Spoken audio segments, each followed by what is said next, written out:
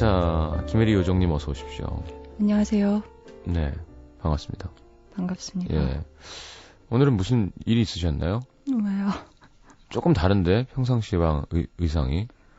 후드 티를 예. 두 개를 입고 오셨어요? 아니요, 이 앞에만 이렇게 이중으로 돼 있는 디자인이에요? 거예요. 예, 디자인이에요, 그냥. 꽃 같은데, 이렇게 장미꽃처럼. 예. 조지아 오키프 그림 같은. 왜 오늘 좀 따뜻하게, 오늘 일 네, 의상은 아닌데요? 일 의상 맞고요. 아, 그래요? 뭐, 성시경 씨 공항 패션을 벤치마킹 그렇군요. 장난 아니죠? 실제로 보니까. 아니에요. 근데 딱 오니까 또 후드를 입고 계시네요. 예, 깜짝 예. 놀랐어요. 저희가 그렇죠, 뭐. 네. 뭐 거기서 거기죠, 입어봤자. 그러고 보니까 회식이 가장 잦은 게스트가 돼버렸어요. 그럼 다른 사람들하고는 한 번도 안 하셨다는 뜻이에요? 아니, TJ랑도 한 번 먹었고요. 심현보 씨가 제일 많이 먹었구나. 외로우니까요. 기자님은 뭐 주당이세요. 예. 그 주당도 여러 가지가 있는데 제 말씀은 이제 술을 먹고 되게 달라지는 스타일이 아닌 것 같아요. 아직 안 보여주신 거라고 생각합니다. 이동진 기자의 말에 의하면 장난 아니라 그러던데. 그분은 그런 말을 하실 입장이 아니세요. 자격이 없죠. 본인이 정신을 제가 들은 바로는요. 그 라디오 천국 회식을 MT를 갔대요. 저도 들었어요. 예. 옷을 모두 탈의한 채로 잠이 드셨다고. 그래서 물론 사람들 앞에서는 아니고 근데 문이 열려 있는 상태였는데 저런. 근데 양말은 신고 있었다는 얘기가 있어요. 그게 더 이상하다. 예. 근데 더 웃기는 건 그 다음날 아침에 일어나서 아무 일도 없었다는 듯이 커피를 마시면서 하루끼를 읽고 있었대요. 테라스에서 옷을 다 갖춰 입은 채로 왜요? 무슨 일이 있었나요? 하면서 맞아요. 예. 정색을 하시죠. 무라카미 하루키가 이렇게 웃길 수 있는 건지 잘 몰랐어요, 저는. 맥락에 따라서 얼마든지 예. 웃길 수 있습니다. 그 타이밍이 절묘하잖아요. 네. 저는 모르겠네요. 제 일이 아니니까. 그렇죠. 사실 알고 싶지 않다고 하는 게 맞겠죠. 영어적인 표현이 있습니다. You don't wanna know. 예. 그거 좀 얘기해줘봐. 아니야, 넌 알고 싶지 않을 거야. 예. 이럴 때 쓰는 표현이죠. 자, 오늘 까칠해진 여자? 근데 사실은 저는 사실 까칠하다는 표현은 딱 맞는 것 같지는 않고요. 이 비포 선셋의 줄리 델피가 연기한 셀리는 예민한 여자예요. 예민한 여자. 그러니까 모든 게 보이고 모든 게 들리고 그게 다 모두 오래오래 기억되고 그래서 이렇게 성격에 영향을 끼치는 그런 여자죠. 이 영화 싫어요. 또 싫어요? 되게 사람을 되게 꿀꿀하게 만드는. 싫은 게 그렇게 많아요. 예. 다 좋아요? 아니요, 다 좋진 않지만 어쩜 그렇게 제가 골라오는 영화마다 싫어할 수 있는지. 그리고 특히 둘이 너무 늙어서 싫었어요, 저는. 제일 단순하게 유치하게 얘기하자면 난 그냥 있다 놓고는 계속 그렇게 싱싱하고 머리 안 감아도 멋있었으면 좋겠고 줄리 델피는 어쩜 그렇게 피부가 우윳빛으로 그냥 그 왜 프렌치 억양을 쓰는 섹시한 뭔가 왠지 이유 없이 원래 말 잘 못하면 나 이거 잘 몰라요 하면 이상해야 되는데 프랑스 사람이 쓰는 영어인데 되게 약간 지적으로 보이는. 그게 이제 묘한 문화적인 서열이 있는 것 같아요. 그러니까 영어를 뭐 스코티시 억양으로 하면은 섹시하게 들린다거나, 그렇죠. 아니면 뭐 프랑스라든가 이쪽 억양으로 하면은 더 문화적으로 들려서 일부러 뭐 미국의 상류층들이 그런 억양을 하려고 한다거나 이런 국가의 어떤 지위에 따라서 그런데 반대로 또 어느 다른 뭐 제3세계 억양으로 영어를 할 때는 그것이 조금 뭐 이렇게 안 쳐주는 그 심슨에 나오는 그 식료품점 아저씨라든가 있잖아요. 근데 그게 사실은 이제는 영어는 어떤 억양이 뭐 정통이다 이런 거 없는 언어인 것 같아요. 제 생각에는 그냥 자기들의 문화권에서 맞는 억양으로 소통이 되면 되는 거지. 거기에 서열을 매기는 건 순전히 그냥 이미지적인 거죠. 근데 그 이미지가 분명히 있는 건 있긴 맞는 있죠. 것 같아요. 예, 있긴 있죠. 그렇죠. TH 발음 못 하잖아요. 어느 쪽이 못 하죠? 프렌치가 영어를 할 때 예. forza 이렇게 하잖아요. 네. 옛날에 엘자라는 가수가 있었죠. 있었죠. 예. 어떻게 아세요? 예? 참 가수시죠. 가수죠. 예. 저 자꾸 까먹어요. 뭐였더라?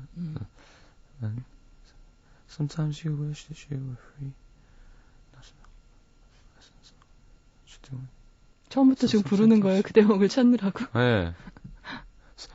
Through all the times we disagree. 하는 부분이에요. You keep loving me. Seems that love always won. 그잖아요. Through all the times 해야 되네.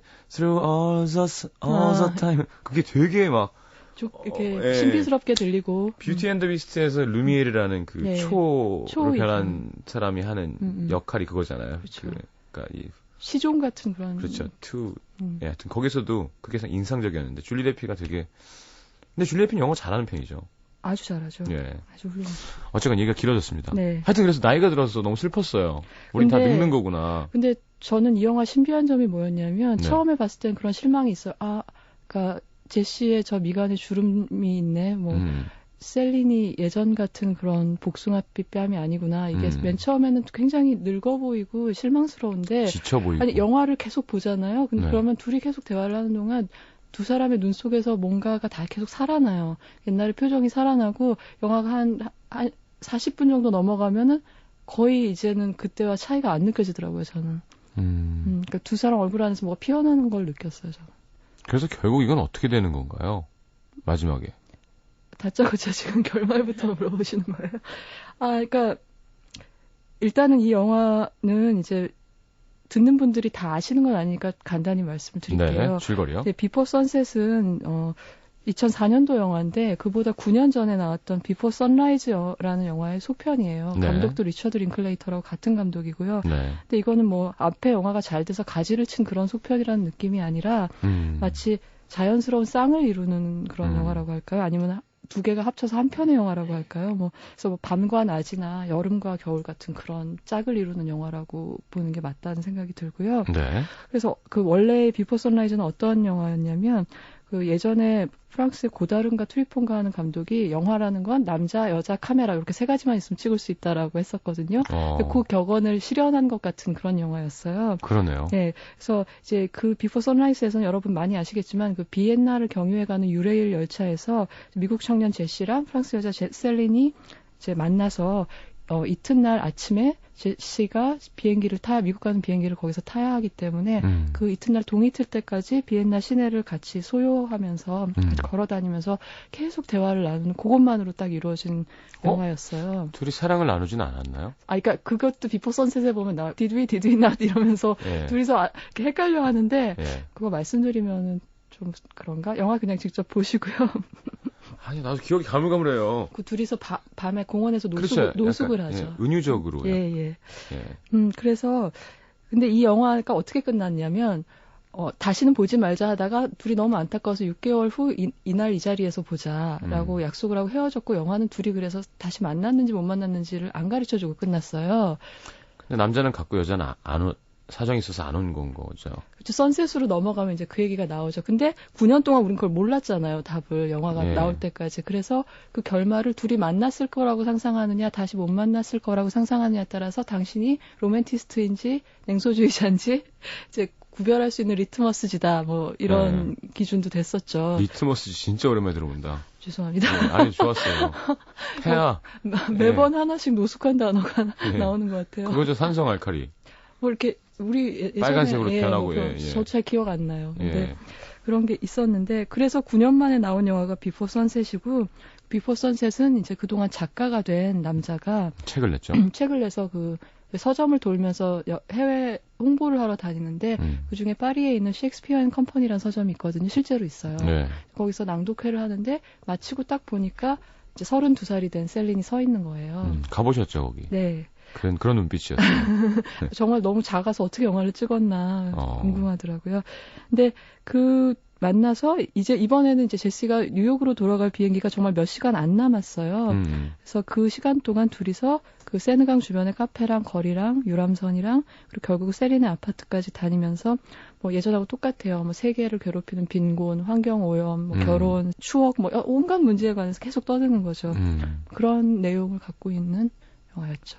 근데 계속 비행기 시간은 다가오는데 남자가 계속 그걸 공항으로 떠날 시간을 미루면서 유예시키고 하면서 이제 영화가 뒤를 향해서 달려가는 거죠. 알겠습니다. 일단 뭐 줄리 델피 노래 한 곡 안 들을 수 없겠네요. 네, 뭐 비포 선셋 하면은 다들 이 노래 생각하실 텐데요. 네. 마지막에 자기 아파트에 이제 제시를 초대해서 캐모마일 차를 한 잔 주고 예. 이 노래를 불러줬죠. 캐모마일이 사람을 되게 안정시키는 차 아닌가요? 예, 그리고 이제 눈의 피로에도 좋죠. 아니 뭐 이런 얘기가 갑자기 나지. 괜찮네요. 리트머스 종이 네, 눈의 피로에 카모마일 차. 전 뭐가 문제인 거죠? 아니 좋아요. 그리고 마저 기억나 이렇게 갔다가 뭐 연주해달라 그랬었나? 네. 노래해달라 그랬나? 예, 그리고 이 노래 가사 중에 제시라는 이름을 넣어서 부르죠. 그래서 제시가 그러죠. 여기 데려오는 남자마다 이름 넣어서 불러주는 거야? 그 노래 듣겠습니다. A Waltz for a Night. 예, 빨리 노래가 듣고 싶으신가 봐요. 이럴 땐 바로 안 틀어드립니다. 자, 줄리 델피의 A Waltz for a Night. 그런 디테일이 있는 거죠. 예. 사람 올 때마다 이름 바꿔서 불러주는 거야. 근데 그럼 당연하지. 그럼 내가 널 위해 작곡한 줄 알았니? 라고 하는데 우리는 진실은 알 수 없지만 아마 제시 때문에 쓰지 않았을까라고 상상하게 되죠. 그러면 리트머스 종이가 이제 그런 쪽인 거네요. 로맨틱한 쪽으로. 그렇죠. 그렇죠. 네. 와, 금방 응용하시는데요. 저는 진짜 노래 안 들어주네. 예. 민망해.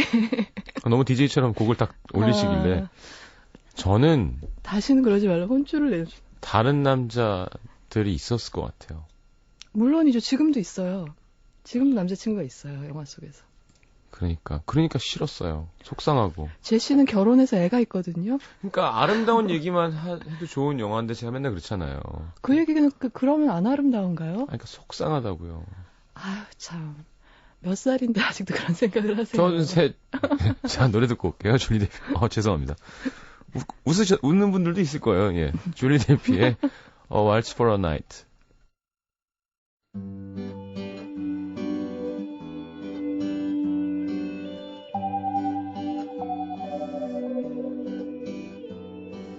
Let me sing you a waltz out of nowhere, out of my thoughts. Let me sing you a waltz about this one night stand. 자, 줄리 델피네요. A Waltz for a Night. 뭐 대단한 노래쟁이는 아닙니다만 톤과 감정이죠. 역시 엄격하시군요. 예. 그러니까 나는 가수다 나가면 무조건 떨어지는. 예.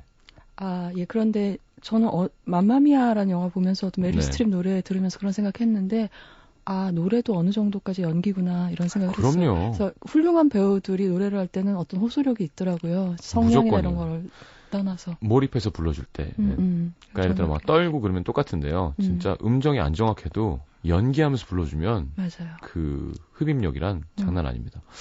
자, 줄리 델피였고요. 오늘 비포 선셋 영화 자, 어떤 식으로 설명해 주실 건지 줄거리 뭐 대충 들었어요. 예, 일단 이제 그래서 9년 동안 둘이 어떻게 변했나도 궁금하고 그렇잖아요. 네. 근데 일단 두 사람은 뭐 크게 망가지거나 상해서 서로 실망시킬 그런 상태는 아니에요. 근데 그 대신 세월이란 게 흘렀으니까 많았던 가능성의 문들이 하나씩 닫히는 그런 시간들이었겠죠.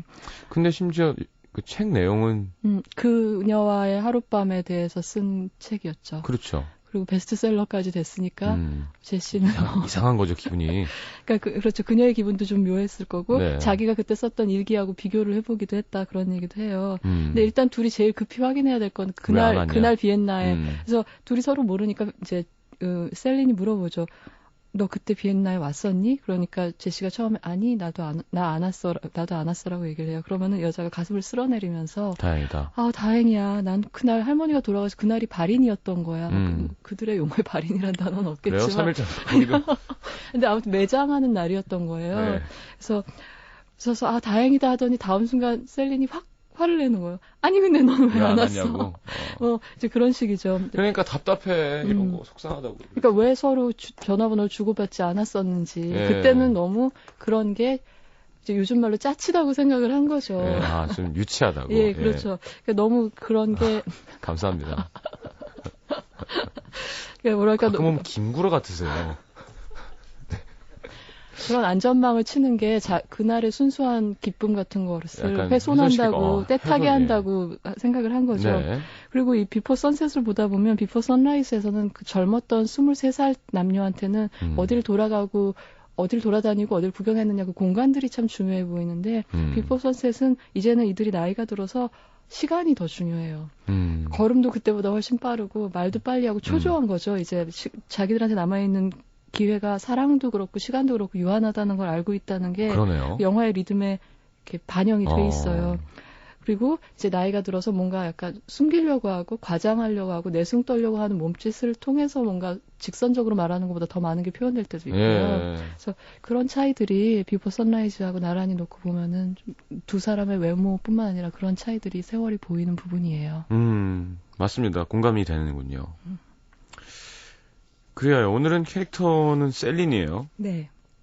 맞아요. 셀린이, 그러니까 영화가 아까 말씀하신 대로 카메라와 남자와 여자만 있으면 영화를 찍을 수 있다 그랬는데 네. 어차피 뭘 풀어나가는 게 다른 대단한 장치가 아니라 둘이 계속 얘기하는 거에서의 그렇죠. 예. 이 사람의 성격과 캐릭터가 다 나오는 거기 때문에 그래서 사실 이 영화, 그러니까 선라이즈나 선셋이나 마찬가지인데 네. 그 비포 선라이즈를 처음에 봤을 때 당시에 제 친구가 네. 너무 비영화적이야. 이렇게 말로만 끌어가는 영화는 너무 비영화적이라고 말하는 바람에 저는 너무 상처를 받아가지고 이 영화를 좋아했기 때문에 네. 그래서 잠시 서먹서먹했던 기억이 있어요. 저랑 지금 서먹서먹 하는 것처럼요. 그러니까 뭐냐면 제가 싫다는 뜻은 이 영화를 혐오한다는 뜻이 아니라 예. 이런 영화는 보기가 약간 겁날 때가 있어요. 그러니까 보고 나면 그 다음에 내 감정의 동요나 이렇게 영화 밖으로 나오기가 싫죠. 혹은 밖으로 나오고 싶은데 안 나와지는 걸 수도 있어요. 근데 비포 선셋은 그것을 이제 해소를 시켜주는 영화인 것 같기도 해요. 영화 밖으로 나올 수 있을 것 같은 기분이 들더라고요. 비포 선셋을 보니까. 비포 선라이즈만 봤을 때보다. 그렇죠. 그거는 제가 좀 이따 더 설명을 드릴 텐데요. 네. 아무튼 제가 아까 그 친구한테 하고 싶었던 말은 대사로 이끌어가는 영화라고 할지라도 말이 많다고 비영화적인 게 아니라는 거죠. 그러니까 두 사람의 그런 서로를 몰래 훔쳐보는 아주 아슬아슬하게 어긋나는 시선 같은 거라든가 그렇죠. 아니면 머리카락을 뒤로 넘겨주고 싶어서 손을 뻗다가 이렇게 움츠린다거나 그런 미묘한 엇갈림들이 영화가 아니면 표현할 수 없는 요소로 대화 속에 들어가 있었거든요. 그래서 그 친구하고 좀 다퉜던 이 영화를 진짜 좋아하시는 것 같아요. 지금 좋아요. 눈이 막 초롱초롱해지세요. 그 씬 설명해 주시는데. 그렇군요. 자, 그러면 셀린이라는 캐릭터부터?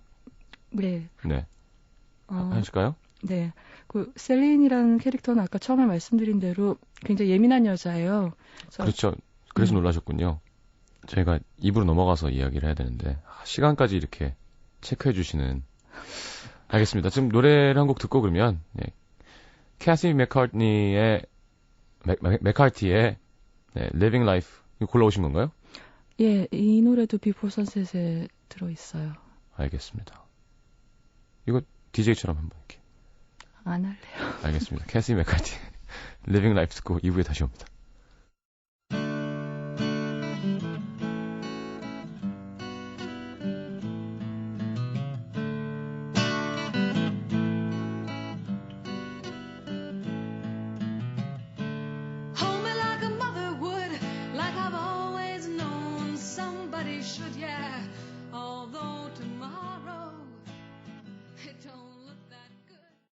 NBC FM for you. 자, 비포 선셋 줄리 델피에 대한 캐릭터 들어볼까요? 예, 이 여자가 이 소녀 때부터 예민한 까닭은 네. 굉장히 많이 보고 많이 듣고 많은 걸 기억하고 애착하고 연연해하고 그러기 때문이에요, 기본적으로. 그래서 그 비포 선라이즈에 나오는 일화인데 셀린이 어렸을 때 학교에 하도 지각을 해가지고 일찍 나가는데 맨날 지각을 한다고 연락이 오니까 엄마가 이 여자애를 따라가 본 거예요. 도대체 뭘 하나. 등굣길에 개미 지나가면 개미 쳐다보고 잎사귀 떨어지면 잎사귀 쳐다보고 그거 다 관찰하면서 가니까 맨날 지각을 하는 거예요. 이병우 씨가 그랬대요. 아 진짜요? 자기는 정말 일찍 출발했는데 꼭 뭐가 있어서 그럼 뭘 보다 보고 그럼 이게 무엇이 하다 보면 꼭 지각을 했다고. 아 맞아요. 줄리 델피인데요. 전혀 매치는 안 되지만 머리카락이 없는 줄리 델피. 수염을 기른. 그만 거기까지. 괜찮은데? Waltz for a Night 한번 연주하면서 불러달라고. 그거는 괜찮은데. 예.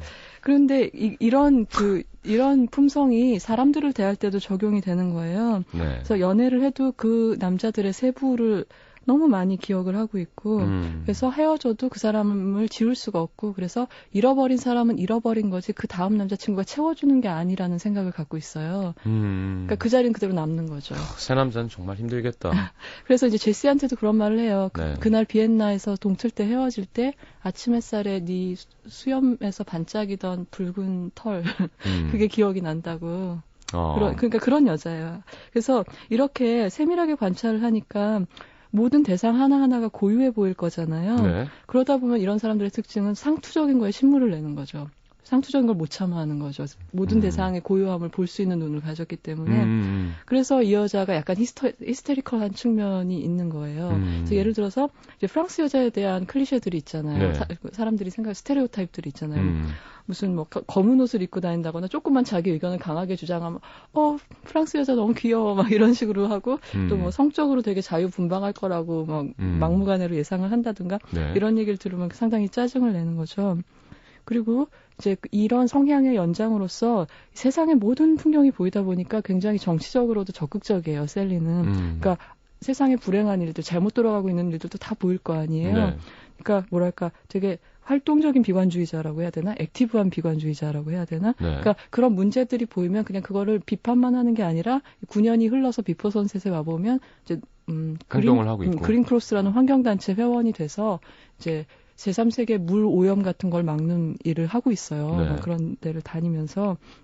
그래서 이제 그런 문제에 대해서 둔감한 사람들에 대해서 굉장히 견딜 수 없어 하는 거죠. 그래서 제시가 9년이 된 비포 선셋에서 만나서 그래도 세상은 조금씩 나아지고 있지 않아? 하는 뉘앙스의 말을 하니까 갑자기 팔락 화를 내면서 어떻게 세상이 나아질 수가 있어? 지금 산업이 얼마나 번성하고 있고 해마다 500만 명이 막을 수 있는 수질 오염으로 인해서 전염병으로 죽어가는데 네가 어떻게 세상이 좋아진다고 말할 수가 있어? 하고 막 퍼붓는 거예요. 예. 그러니까 제시가 그런 놀래가지고 그래 나도 세상에 심각한 문제들이 있다고 생각해. 그러면은 카페였나요 그게? 그러면 아니 카페에서 나오는 길이었던 것 같아요. 예. 그러면은 셀린이 안도의 한숨을 쉬면서 고마워 그렇게 말해줘서라고 얘기를 하죠. 예를 들어 택시 탔을 때 택시기사 아저씨가 인종차별적인 발언을 하면은 그냥 참고 가는 게 아니라 그 아저씨랑 논쟁을 하는 사람 있잖아요. 셀린은 그런 여자예요. 그리고 또 이제 시야가 넓다 보니까 한 가지 태도나 한 가지 시선을 맹신하지 못해요. 그러니까 갈등도 많죠. 그러니까 나는 강하고 독립적인 여자여야 돼라는 그런 강박도 있지만 궁극적으로는 우리가 이렇게 열심히 사는 게 누굴 사랑하고 누굴 사랑받기 위해서가 아닌가? 그러니까 역시 남자는 몹시 중요한 존재가 아닌가라는 생각을 하면서 갈등을 하는 거죠.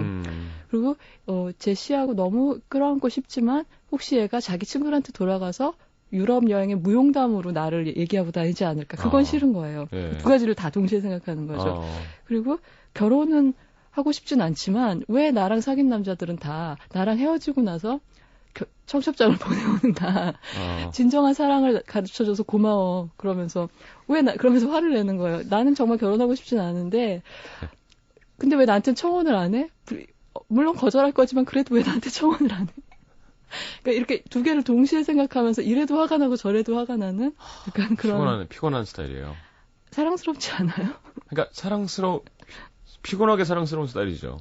편하진 않죠. 그걸 어떻게 욕구를 다 두 가지 어떤 그 호기심을 충족시켜줄 수 있는. 그건 이제 상대에 따라서 다른데 제가 볼 때 제시하고는 인연이었던 것 같아요. 제시는 한없이 잘 받아주는? 아니, 한없이 이 여자의 얘기를 들어줄 수 있는 사람이었고, 그리고 듣기만 하는 게 아니라 거기에 아주 적절한 자신의 이야기를 해줄 수 있는 남자였거든요. 결혼했는데 이혼한 건가요, 남자는? 아니요, 결혼한 상태예요. 네. 나쁜 자식이네. 아니, 근데 여기서 제가 가슴이 아팠던 대사가 몇 개 있는데, 지금 그 얘기 해도 돼요? 그럼요, 해주셔도 돼요. 예.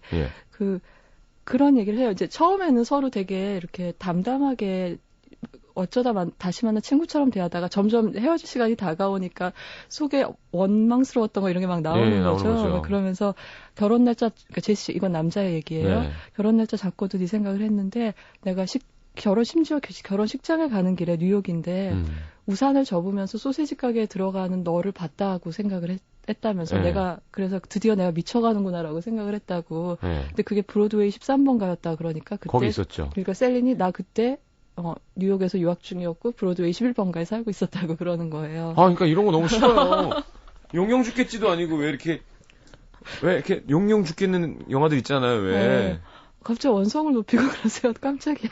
천밀밀 같은 거 있잖아요. 왜 이렇게 예. 저렇게 지나가는 거 저기서 평생 찾고 싶은데 코앞에 있는데 못 마주치고 이런 거. 그리고 그러니까 여기 너무 좋은 대사가 사실 막 이 영화는 이렇게 쏟으면 구슬이 쏟아져 나오는 그런 주옥 같은 대사의 향연이라서 예. 제가 몇 가지는 얘기해도 될 것 같아서 예. 말씀드리면 제시가 그런 얘기를 해요. 그러니까 내가 반복적으로 꾸는 꿈이 있는데 이제 결혼을 하긴 했지만 이제 내가 플랫폼에 서 있으면 네가 기차를 타고 내 앞을 계속 스쳐가고 또 스쳐가고 계속 스쳐가는 꿈을 꾼다는 거예요. 그리고 또 정신을 차려보면 네가 임신해서 내 옆에 누워 있는데 이제 너는 그러지 말라 그러지만 내가 손을 뻗어서 너를 만져보면 그때 네 살결이 너무 부드러워서 나는 울어버리는 그런 꿈을 꾼다는 거예요.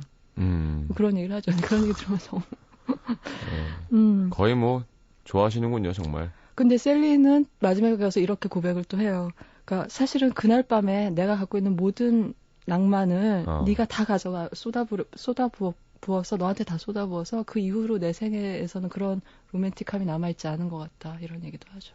여기 이 집에 데리고 오는 남자들은 다 그렇게 얘기하는 거지. 그래요. 아까 앞에 얘기한 거랑 일맥상통하네. 진짜 그게 네. 딱 들어맞는 게 네. 잊어버리는 게 아니라 그죠? 네. 계속 정해진 걸 주면 끝나는 거라고 생각하는 거라면 네. 그럴 수 있겠네요. 그러니까 더 서글픈 것 같아요. 맞아요. 예.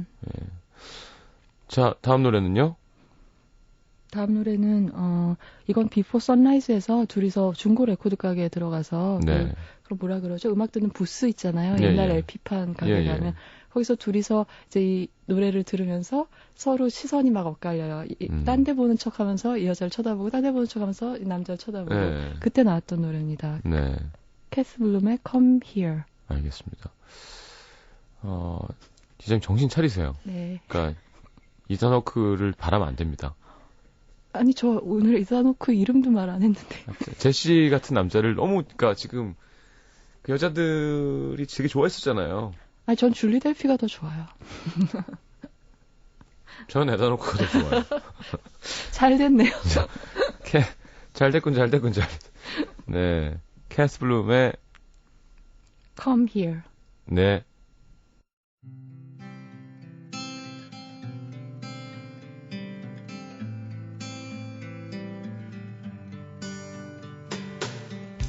There's a wind that blows in from the north, and it says that loving takes its course.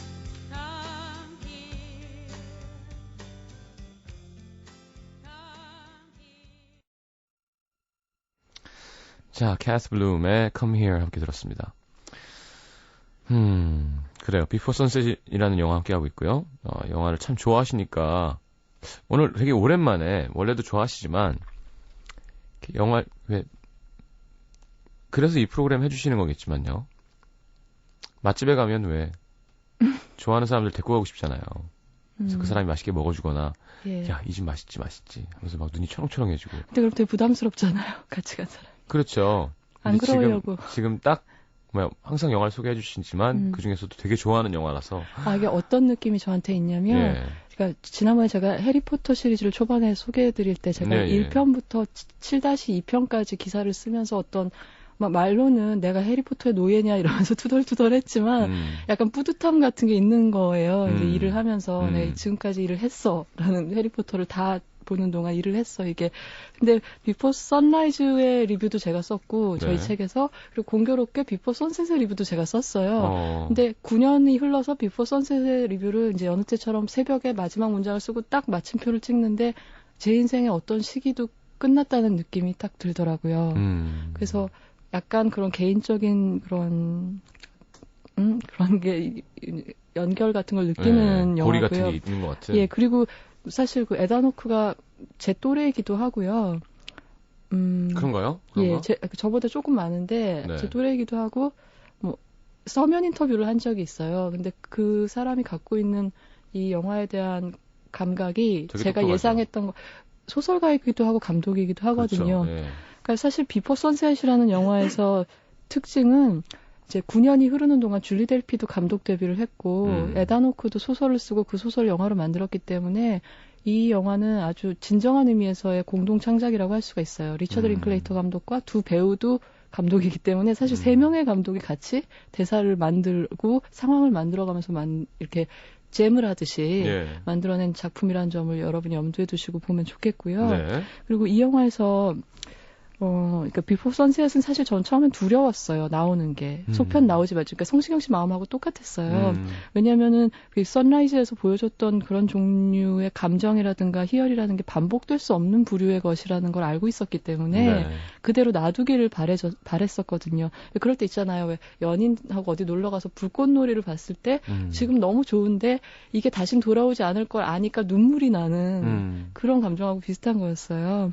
근데 이 비포 선셋이 그런 걱정을 풀어줬는데 저의 그런 걱정을 아주 다 녹여줬는데 뭐냐면 이제 제시가 자기 책에서 그런 얘기를 썼다고 해요. 뭐냐면 그 어떤 남자가 중년이 돼서 어린 딸이 음악에 맞춰서 춤을 추는 걸 바라보고 있는 거예요. 근데 그 곡이 마침 자기의 첫사랑이 자기를 차에 태워서 집에 데려다 줬을 때 그때 카스테레오에서 흘러나오던 음악하고 같은 음악이었다는 거예요. 그랬을 때 갑자기 인생의 시간이 접히어지는 것 같은 느낌, 포개지는 것 같은 느낌. 그러니까 시간이 그런 식으로 영속될 수도 있구나라는 거를 느끼는 거죠. 그래서 비포 선라이즈부터도 이런 시간관 같은 게 좀 나오는 게 있는데 예를 들어서 셀린이 비포 선라이즈에서 그런 말 하거든요. 가끔 나는 내 삶이 임종을 앞둔 아주 나이 많은 여자가 꾸는 꿈이 아닐까 생각해라고 23살 때 셀린이 그런 얘기를 했어요. 그러니까 그것도 약간 제가 앞에 말씀드린 시간관하고 비슷한 점이 있고 그렇죠. 그리고 제시가 비엔나에서 같이 내리자고 셀린을 이렇게 설득할 때 한 말이 뭐였냐면 자 생각해봐 세월이 흘러서 너는 결혼을 했는데 권태기를 맞았어. 그러면 그렇죠. 그때 예, 너는 네가 과거에 만났지만 같이 충분한 시간을 보내지 않았던 남자들을 하나씩 회상하면서 그 남자였다면 어땠을까라고 생각을 하게 되는 거야. 바로 내가 그 남자 중에 하나고 그리고 너는 지금 중년으로부터 시간 여행을 떠나와서 여기 나랑 있는 거야라고 정말 기가 막힌 설득을 해내는데 그것 역시 시간을 접을 수 있다. 그러니까 흘러간 건 돌아오지 않지만 어떤 순간에 다시 그 시간이 부활할 수도 있다는 생각을 하게 해주더라고요. 그래서 비포 선셋을 본 다음에 저는 이제 아무것도 두렵지 않아졌어요. 이제 다음 편이 또 나온다 그래도 굉장히 편안한 마음으로 볼 수 있을 것 같은 그런 다음 생각이 편은 들었어요. 안 나와도 될 것 같아요. 그죠? 역시 반대. 네. 다음 편은 굳이 진짜? 아니, 그러니까 예를 들어서 애프터 선셋? 사실 붙일 제목이 없긴 해요. 더 네. 이상. 뭐 프롬 더스크 틸 던을 할 수도 없고 괜찮네요. 조지 클루니랑 해서. 그래서 뱀파이어가 나오는 거. 나 그 뱀파이어 너무 좋았어요. 누구였었죠? 셀마 헤이액. 이름도 셀마 헤이액이에요. 이름도 좋아요. 미치겠어요. 이게 아니었는데 오늘 분위기가. 그거였어요. 지금 딱 그거였어요. 예. 그렇군요. 왠지 다시 찾아보고 싶게 하는 재주가 있는 요정이라는 말이죠. 김혜리 기자님이. 자, 알겠습니다. 인상적인 대사들도 함께 했고, 시간관 얘기도 했고. 그러네요. 근데, 접힌다는 표현이 딱, 그래서 만나는 거잖아요. 예, 그러니까 종이를 접는 걸 생각하시면 될 것 같아요. 그게 몇 차원이더라? 뭐, 그런 게 있었잖아요. 네. 네, 차원을 넘어서는, 그런 거에 대한 영화도 참 많잖아요. 그렇죠. 시간을 이렇게 갖고 예, 유희를 벌이는, 네. 뭐, 웜홀, 뭐, 화이트홀, 그렇죠. 블랙홀, 뭐, 이런.